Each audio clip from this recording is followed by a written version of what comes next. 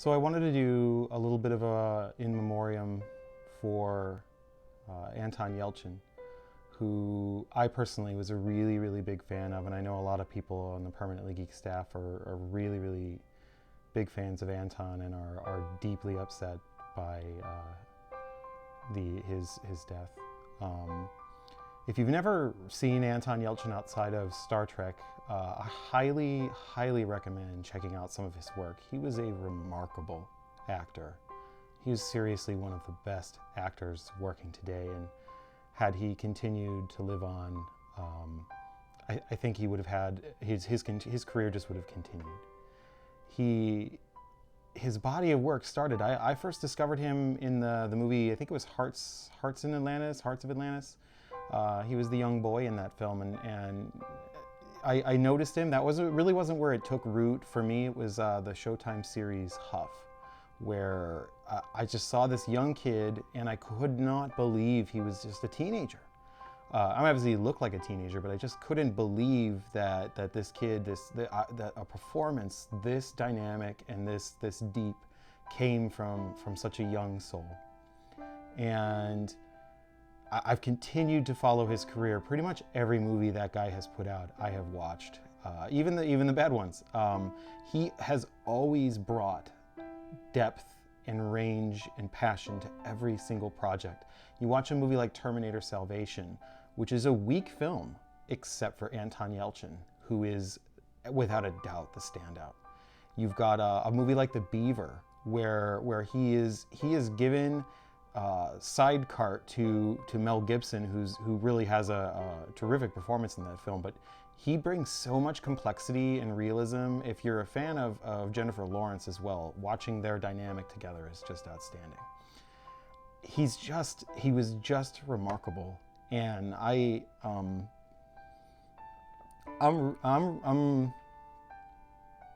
really sad that he's gone. As a screenwriter and somebody who's always sort of wanted to work in that industry, he was always somebody I was really looking forward to.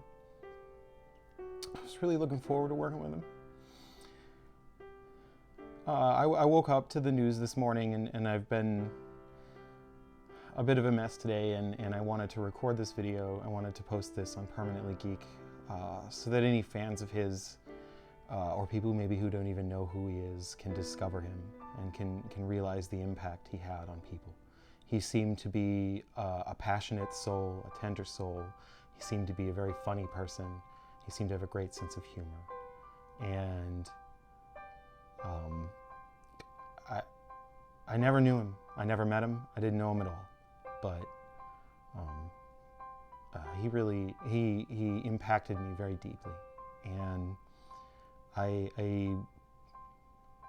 I'm so profoundly sad that he's not with us anymore, but I'm so happy that he has such a rich, amazing body of work.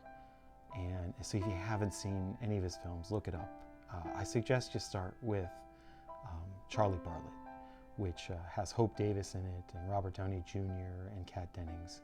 It's just a great example of his bright, shining spirit, and it's a great example of what he could do and what he was going to become. And Green Room, a recent film which I actually have not gotten a chance to see, I hear he's terrific in. He brings so much to every role. Odd Thomas, if you ever get a chance to see Odd Thomas, he shines in that film. I remember watching that film and was just so blown away by how much energy he put into it, into Star Trek, how much energy he puts into Star Trek. Cinema, the acting world, and the world of geek fandom has lost somebody very, very special. And 2016 has been a very difficult year for losing just some of the most amazing musicians and artists and performers and actors this year. This has been a really tough year. And while many of them, David Bowie in particular, really hit me hard, this one, when I woke up this morning, I thought I lost a friend.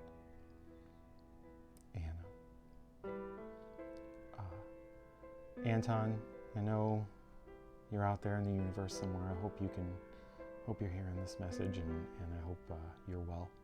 And for fans, post comments down below. Let us know what movie you loved. Let us know what your favorite film from him was, because he made a lot of really great movies, and I think fans, as they discover him, are going to want to see all that he did. And he did a lot of really wonderful things. And so, from everybody at Permanently Geek, Anton, we'll miss you.